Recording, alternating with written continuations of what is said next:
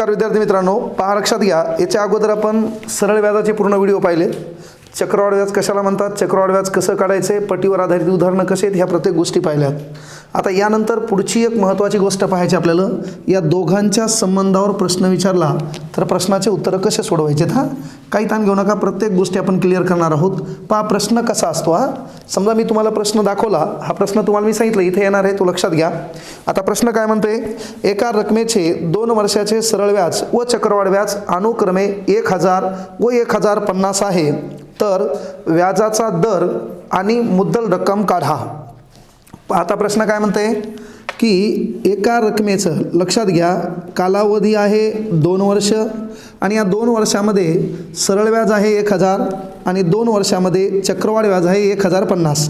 तुम्हाला प्रश्न विचारला आहे की दर काढा आणि तुम्हाला प्रश्न विचारला आहे की या प्रश्नाची मुद्दल काढा. कुठलाही ताण घ्यायचा नाही, कन्सेप्ट समजून घ्या. पहिल्यांदा तिथं स्टार मारून लिहा की सरळ व्याज व चक्रवाढ व्याज यांच्यातील फरकाला सरळ व्याज मानावे. काय म्हणलो पहा मी, सॉरी, इथं समजून घ्या प्रश्न काय म्हणते. ते मानायचं नाही, काय लक्षात घ्या, आपल्याला ह्या गोष्टी माहिती आहेत की दर म्हणजे काय, तर 100वर जास्त असणारी रक्कम. दर म्हणजे काय, 100वर जास्त असणारी रक्कम. मग व्याज म्हणजे काय, तर व्याज म्हणजे मुद्दलावर जास्त असणारी रक्कम. आता या दोन्ही गोष्टी आहेत. प्रश्न किती सोपा आहे, समजून घ्यायचा आहे. सूत्र बित्र आगाऊ गोष्टी मोकार करायच्या नाही. आपण काय पाहिलं होतं रे, प्रकरण सुरू करताना मी तुम्हाला 4 गोष्टी लिहून दिल्या होत्या. त्याच्यामध्ये पहिली गोष्ट होती, पहिल्या वर्षाचे सरळ व्याज आणि पहिल्या वर्षाचे चक्रवाढ व्याज सारखे असते. दुसरी गोष्ट आपण लिहून दिली होती, दुसऱ्या वर्षानंतर चक्रवाढ व्याज आणि सरळ व्याज यांच्यामध्ये फरक दिसून येतो. आता सिंपल आयडिया पहा, प्रश्नाचं उत्तर किती सोप्या पद्धतीने करता येते. मग काय केलं आपण, इथं लक्षात घ्यायचं, तो हा नाव दिलं सरळ व्याज आणि इथं नाव दिलं तो हा चक्रवाढ व्याज. आता मी काय म्हणलं, पहिल्या वर्षी 2 वर्षाचं सरळ व्याज 1000 आहे, म्हणजे तुला एक गोष्ट कळली, पहिल्या वर्षी सरळ व्याज 500 आहे. प्रत्येक वर्षी सरळ व्याज सारखंच असतं. मग दुसऱ्या वर्षी पण किती असेल, 500. तिसऱ्या वर्षी पण किती, 500. म्हणजे एक गोष्ट लक्षात घ्यायची, तुला सरळ व्याज किती वर्षाचं दिलं जाईल, मात्र चक्रवाढ व्याज 2च वर्षाचं दिलं जाईल. कारण का, चक्रवाढ व्याजामध्ये फरक दुसऱ्या वर्षापासून चालू होतो. कारण पहिल्या वर्षी सरळ व्याज आणि चक्रवाढ व्याज सारखंच असतं. मग पहिल्या वर्षी सरळ व्याज 500 असेल तर चक्रवाढ व्याज पण 500च. मग आता दुसऱ्या वर्षी पहा, लक्षात घ्या, 2 वर्षाचं चक्रवाढ व्याज किती आहे, 1050. मग पहिल्या वर्षी 500 जर व्याज कटलं तर मग दुसऱ्या वर्षी चक्रवाढ व्याज किती असेल, 550. आता तुला काढा म्हणलं दर, किती सोपी आयडिया पहा. 500 रुपयावर तू 50 रुपये जास्त घेतले तर तू 100वर किती जास्त घेणार. 100वर जास्त असणाऱ्या रकमेला आपण दर म्हणतो. मग आपण केला तिरकस गुणाकार, 100 गुणिले 50 भागिले 500. 2 0 2 0 कटले, 5 10 50. तुला एक गोष्ट कळली, व्याजाचा दर 10%. व्याजाचा दर काय आहे, 10%. आता इथेही तुला सूत्र वापरायचं नसेल तर डायरेक्ट तुला मुद्दल कशी काढता येते. तुला मी काय सांगितलं, दर म्हणजे कोणावर जास्त, 100वर जास्त, आणि व्याज म्हणजे कोणावर जास्त, मुद्दलावर जास्त. मग सरळ व्याजात तुला काय माहीत पाहिजे, एका वर्षाचं सरळ व्याज. सरळ व्याजामध्ये काय माहीत पाहिजे, एका वर्षाचं सरळ व्याज. मग कॉमन गोष्ट आहे, तू 100 रुपयावर 10 रुपये जास्त घेतले, जिथं तुला 500 रुपये जास्त मिळालेत ते कशावर मिळाले, 100 रुपयावर 10 रुपये जास्त, जिथं 500 रुपये जास्त ते कशावर किंवा कोणत्या मुद्दलावर मिळाले, तिरकस गुणाकार. मग 100 गुणिले 500 भागिले 10, 0 0 कट झाला, 50 गुणिले 100, आणि म्हणून या ठिकाणी मुद्दल रक्कम आहे 5000, व्याजाचा दर आहे 10%. दोन्ही गोष्टी क्लिअर झाल्या का नाही पहा. तुला वाटलं तो हा प्रश्न बरोबर आहे का नाही, तुला काय वाटलं, तो हा प्रश्न बरोबर आहे का नाही. मग प्रश्न डायरेक्ट पद्धतीनं समजून घेतला नसेल तर तू काय कर, पर्यायातून सिद्ध कर. मग पर्यायातून सिद्ध कसं करणार, तू काढणार सरळ व्याज. आता पर्यायातून तू मुद्दल घेतली 5000, दर घेतला 10%, तो सरळ व्याज मिळायला पाहिजे 1000. एक कोणती गोष्ट सिद्ध कर ना. मग काय केलं, सिंपल आयडिया, मुद्दल 5000, दर 10%, कालावधी 2 वर्ष भागिले 100, 2 0 2 0 कट झाले, 10 दोन्ही 20, 5 दोन्ही 10, हा 1 0 आणि हा 1 0. भाऊ काय मिळालं, सरळ व्याज. कळलं. म्हणून एक गोष्ट क्लिअर झाली, या प्रश्नात मुद्दल किती आहे, 5000, आणि मग या प्रश्नात दर किती आहे, 10%. ओके, चला पुढचा प्रश्न. चला यानंतर पुढचा प्रश्न पहा काय म्हणते. एका रकमेचे 2 वर्षाचे सरळ व्याज आणि चक्रवाढ व्याज 800 आणि 860 रुपये आहे, तर व्याजाचा दर काढा. आता 2 वर्षाचे सरळ व्याज 800 आणि चक्रवाढ व्याज 860 आहे. तर प्रश्न म्हणते फक्त इथं व्याजाचा दर विचारला. मी काय म्हणलं, चक्रवाढ व्याज आणि सरळ व्याज यांच्या फरकावरून व्याजाचा दर काढता येतो.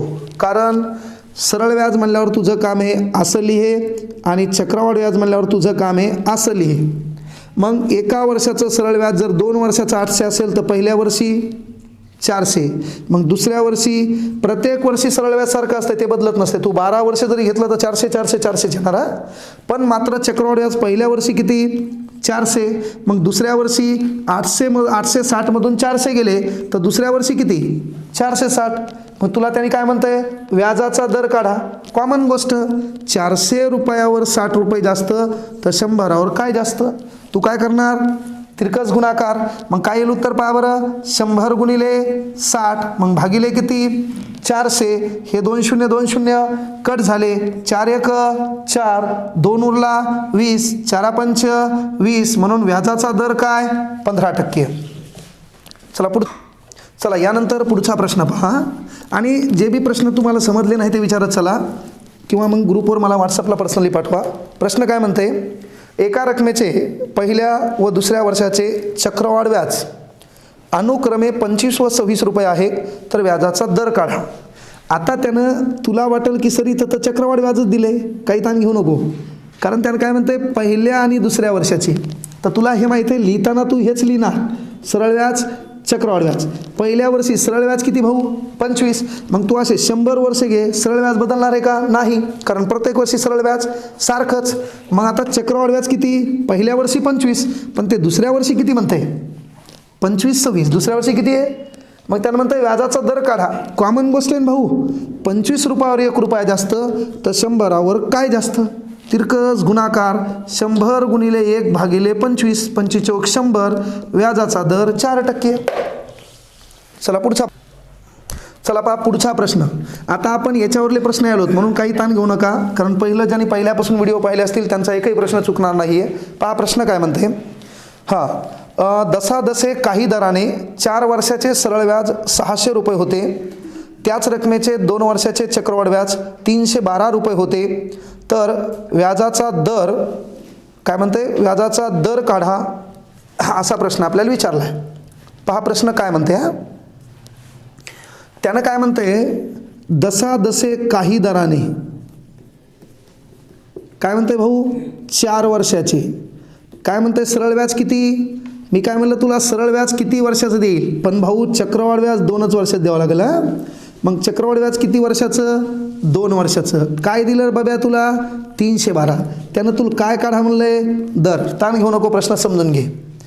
मी काय म्हणलंय, पहिलं तू काम असं लिहे, जर इथं लिहिलं तू सरळ व्याज आणि इथं लिहिलं चक्रवाढ व्याज, हे तू या कोणतं पुस्तक वापरतो त्या पुस्तकाचं काय सांगू नका.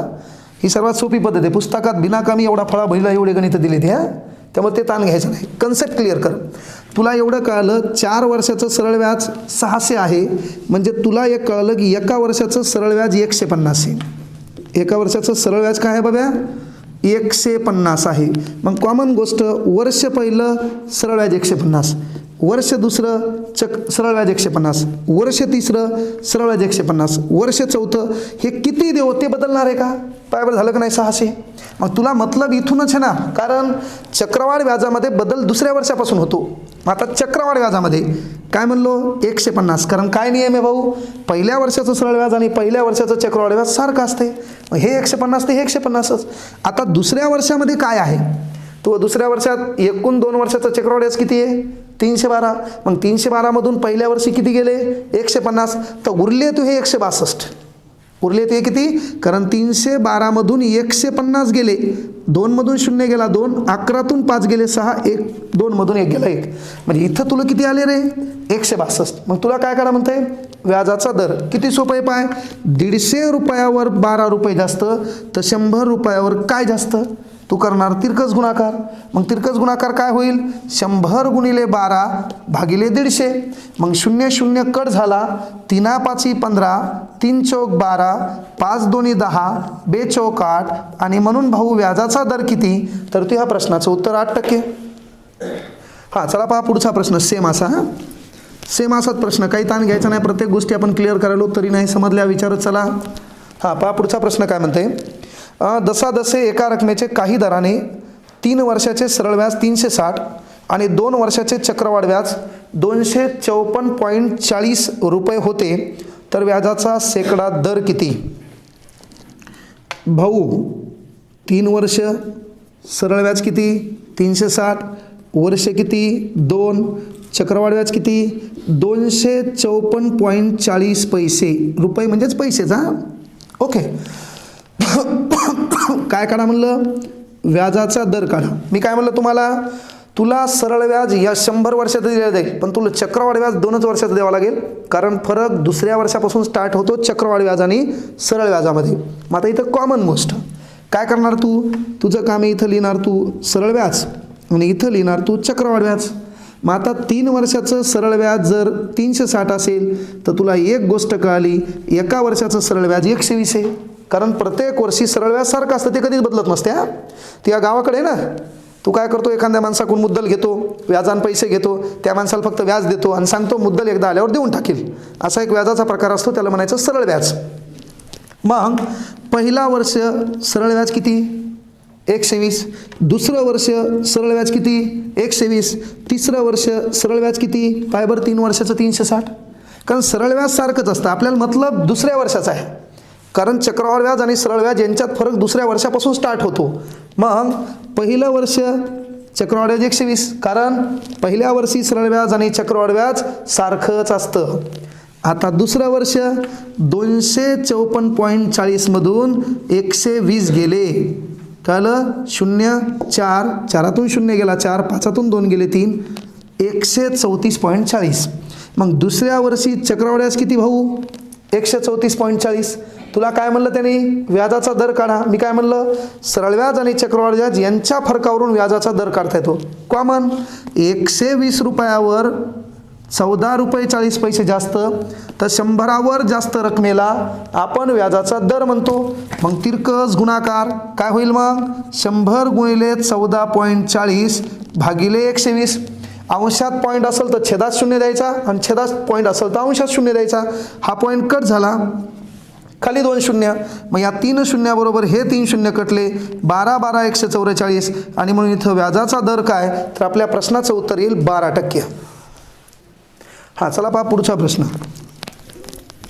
आता पहा पुढचा प्रश्न काय म्हणते. हां पहा पुढचा प्रश्न दिला आपल्याला, एका रकमेचे 2 वर्षाचे सरळ व्याज 240 रुपये होते आणि चक्रवाढ व्याज 252 रुपये होते तर व्याजाचा दर काढा. तुला मुद्दल जरी विचारली तरी काढता येते याच्यावर ना, तेही पहिला प्रश्न मी तसा समजून सांगितला होता. मग काय करणार आपण, 2 वर्ष सरळ व्याज 240, 2 वर्ष चक्रवाढ व्याज 252, काय काढा म्हणले, व्याजाचा दर काढा. ओके.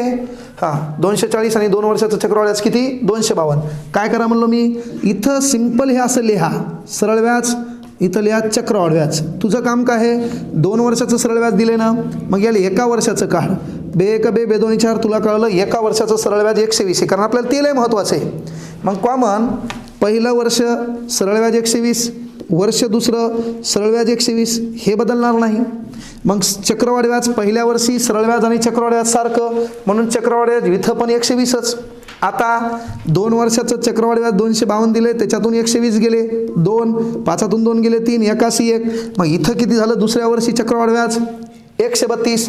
मग कॉमन गोष्ट आहे, 120 रुपयावर काय रुपये वाढलेत, 132 मधून 120 गेले 12 रुपये वाढले. तर 100वर त्यानं म्हणते वाढतील किती, तिरकस गुणाकार. मग 100 गुणिले 12 भागिले 120, 0 0 कट झाला, 12 12 कट झाले.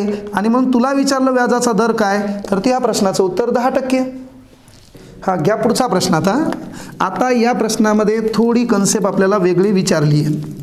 तुला मी काय सांगितलं रे, की इथं लक्षात घे, मी तुला सांगितलं सरळ व्याज आणि चक्रवाढ व्याज यांच्या फरकावरून दर काढता येतो.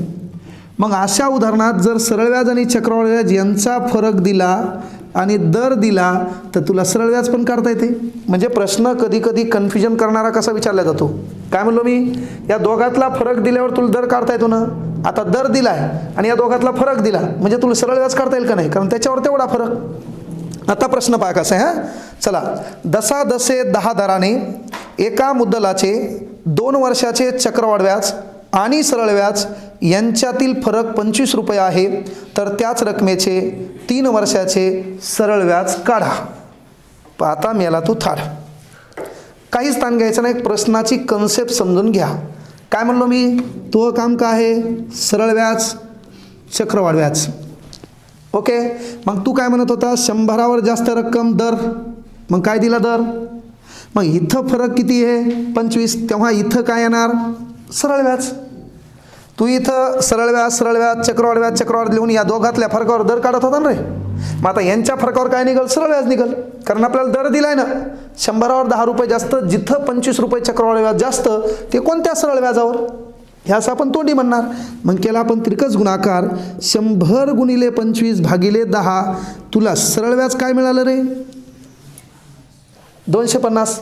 आता हे 250 सरळ व्याज कसं मिळत असते, एका वर्षाचं. कसं मिळतं, एका वर्षाचं. त्यानं तुला किती वर्षाचं विचारलंय बाब्या, 3 वर्षाचं. मग 25 त्रिक किती रे, मग तू ह्या प्रश्नाचं उत्तर किती, 750. तुला डाऊट आला है ना, एखादा आगाव दिमाग लावणार, तुला सरळ व्याज 250 मिळालं का नाही. मग तुला वाटलं सर आता मुद्दल बी काढावं लागेल मला, चल मुद्दल बी काढून देतो. उत्तर तेवढंच येणार. तो कसं, चला इथं तुला सरळ व्याज 250 मिळालं ना, मग तुला मुद्दल विचारली मी, मुद्दल कशी काढणार तू, 100 रुपयावर 10 रुपये जास्त, जिथं 250 जास्त, ते कशावर जास्त, व्याज म्हणजे मुद्दलावर जास्त असणारी रक्कम.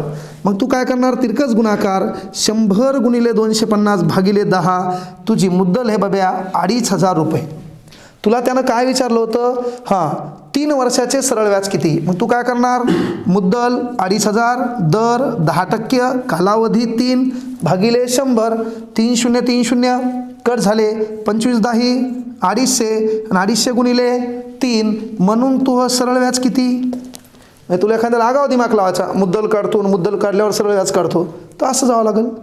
त्याच्यात एवढं बेजार व्हायचंच नाही. कॉमन गोष्ट आहे. सरळ व्याज तुला काय म्हणलंय, 100 रुपयावर 10 रुपये जास्त, जिथं चक्रवाढ व्याज जास्त, ते कोणत्या सरळ व्याजावर, सरळ